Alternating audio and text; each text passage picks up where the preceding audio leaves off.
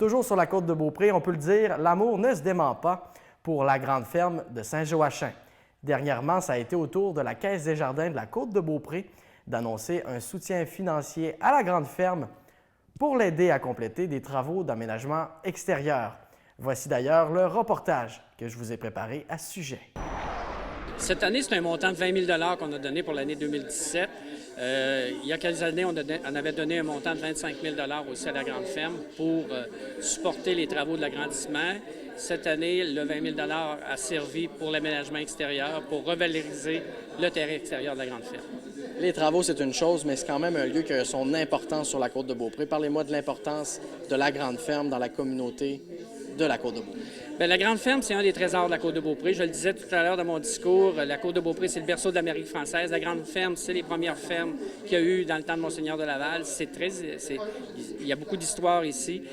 C'est un lieu, un site qu'il faut préserver, un site qu'il faut montrer au tourisme, qu'il faut montrer aussi à notre population locale, le mettre en valeur autant au local qu'à l'international. Fait que c'est important pour nous, pour la Caisse des jardins, d'aider la communauté puis d'aider des sites ou des organismes à valoriser leur milieu. Puis en terminant, comment vous avez réagi quand ils sont venus vous voir? Parce qu'en partant, eux autres ont fait leur bout de chemin. J'imagine que ça a facilité votre décision. Oui, eux autres aussi, ça a facilité notre décision. Et surtout que dans le financement avec la grande ferme, ce qu'il y a eu d'original pour la Caisse de la Côte de Beaupré dans les dernières années, c'est qu'on a négocié avec la grande ferme de nouveaux modes de financement. C'est-à-dire que pour chaque dollar versé par la Caisse à la grande ferme devait aller chercher le même montant dans les activités de financement. Ça a découlé la vente de tarte au sucre, le cocktail et le souper contes et légendes. Donc, c'est trois activités qui, depuis 2 ans, apportent des sous et on équivaut au niveau de la banque, de la Caisse des jardins pour les montants qu'on alloue à la grande ferme. Aujourd'hui, ce qu'on voulait dévoiler, dans le fond, c'est la contribution de tous les partenaires locaux. Comment je pourrais dire? J'appellerais pas ça une sortie de crise, mais la situation financière particulière dans laquelle s'est retrouvée la grande ferme suite à la restauration de la bâtisse. Il y a une couple de semaines, on a eu M. Fortin, le ministre de la Culture et Communication, qui est venu nous expliquer de la contribution additionnelle que le ministère avait mis, mais ce n'était pas suffisant. Il a fallu aller voir tous les partenaires. Et puis, comme je l'ai dit tantôt, dans le fond, tout le monde s'est coordonné, s'est synchronisé, de façon à avoir une aide en même temps dans le temps, mais complémentaire aussi au niveau des effets. Ce qui fait qu'on a travaillé au niveau des frais de fonctionnement, on a travaillé au niveau des aménagements. On a vu à l'extérieur qu'il y a de très beaux aménagements. On a travaillé au niveau du développement de nouvelles sources de financement, de nouveaux marchés. Alors, tout ça est venu de façon complémentaire, quasi simultanément.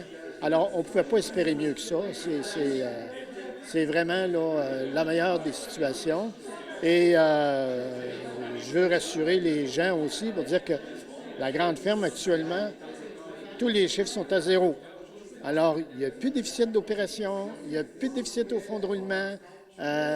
Les besoins en termes d'aménagement, c'est sûr qu'on a peut-être toujours un petit peu besoin, mais en gros, c'est beau, les environs sont beaux. Et puis, on est en train de travailler à développer des nouveaux créneaux. Donc, en tout cas, l'avenir s'annonce beaucoup, beaucoup, beaucoup plus rose que ce qu'on avait à l'automne dernier, à peu près à la même époque. Oui, puis là, vous avez reçu beaucoup d'amour dernièrement, vous venez de le dire. Qui sont les autres partenaires financiers qui vous soutiennent? Parce qu'on a compris que le gouvernement du Québec, mais là, c'était important aujourd'hui d'inviter les autres, là, justement, pour souligner ça en grand. La MRC nous soutient, la Caisse, la Caisse, c'est un partenaire depuis longtemps, là, ça fait longtemps qu'ils sont là. Le centre régional et là, la municipalité de Saint-Joachim est là. Malheureusement, on n'a pas pu se déplacer, mais ils sont là. Puis tout le monde a fait le bout de chemin qu'il devait faire pour faire en sorte que tous les morceaux tombent en place. Et c'est ça qui est intéressant. Tout le monde s'est parlé, puis tout le monde est intervenu de façon complémentaire. Parce que si tout le monde avait dit, bien, on veut faire des aménagements, bien, à un moment donné, on aurait eu beau aménager. Mais si le lendemain, on était fermé, ça ne donne pas grand-chose.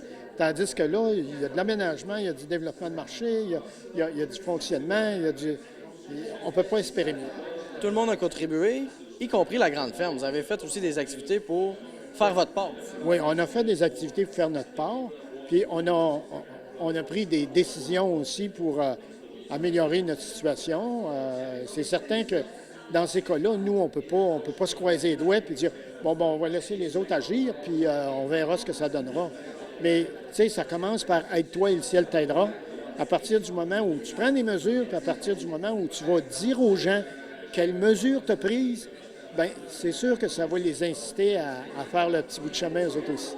Là, aujourd'hui, on s'assure d'une pérennité. C'est quoi l'avenir pour la grande ferme? Là? Quels sont les projets? Ça va bien ici à la grande ferme? Oui, ça va bien, la grande ferme. Mais il faut quand même développer des nouveaux créneaux tout le temps, parce que ça évolue. Et il y a seulement une vingtaine d'années, quand les professeurs ont décidé que des sorties éducatives, ils n'en faisaient plus beaucoup, ou ils en faisaient beaucoup moins, nous, on ne faisait que des sorties éducatives.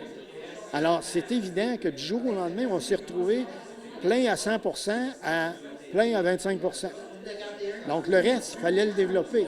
Alors, il a fallu, on est déjà passé par des étapes comme ça, donc on sait qu'à un moment donné, si tu n'avances pas, tu recules. C'est clair, du surplace, ça n'existe pas. Tu n'avances pas, tu recules, c'est automatique. Alors, c'est important de toujours amener un aspect de nouveauté. Là-dessus, il faut dire que nos employés sont exceptionnels. Puis, je le dis tout le temps, puis les bénévoles, là, regardez, M. Gauthier nous a fait des affaires. Quelqu'un d'autre nous a fait autre chose. Tout le monde fait son petit bout. C'est sûr que dans certains cas, il y en a qui ont des contrats, mais ils font bien des choses en dehors de leur contrat. C'est pas prévu dans le contrat. Nos employés, nos bénévoles viennent nous aider tout le temps. On a eu, dans le courant de l'été, un petit événement. On a quelqu'un qui s'est introduit dans la bâtisse. Puis, moi, j'ai été appelé vers 11 h le matin. Je suis arrivé ici, il devait être 11h15, 11h30 par effraction. Bien, au moment où je suis arrivé, là, il y avait déjà un bénévole qui était ici. Jean-Guy Guilbeault, pas le nommer, qui était ici, qui était en train de réparer le châssis qui avait été brisé. C'est-tu un bénévole, ça? Bien, c'est pas un bénévole. Hey! Fait que des bénévoles comme ça, là, on en a. Puis ils viennent, on a nos activités de financement. Ils sont tous ici. Même nos employés, pour l'activité de financement, ils l'ont fait bénévolement. Ils n'ont pas de salaire qui s'est payé pour ça.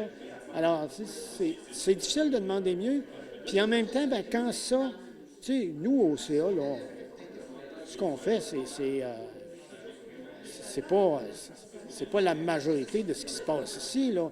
Nous, on essaie d'appuyer, on essaie d'aider, mais la job, là, c'est les gens qui sont ici au jour le jour, là, qui la font. Puis les bénévoles, on a des bénévoles qui sont quasiment ici à tous les jours, là. Moi, je passe ici, puis toutes les fois, j'en vois quelques-uns qui sont ici, là. Alors, c'est exceptionnel ce qui se passe ici. On peut dire en résumé, le pire est passé, le meilleur est à venir pour la grande ferme. Oui. Vraiment, là, le pire est passé, ça, c'est clair. Puis, à partir de là, ça ne peut qu'être mieux. M. Tremblay, merci beaucoup pour le temps que vous m'avez consacré. De rien, ça me fait plaisir, c'est moi qui vous remercie.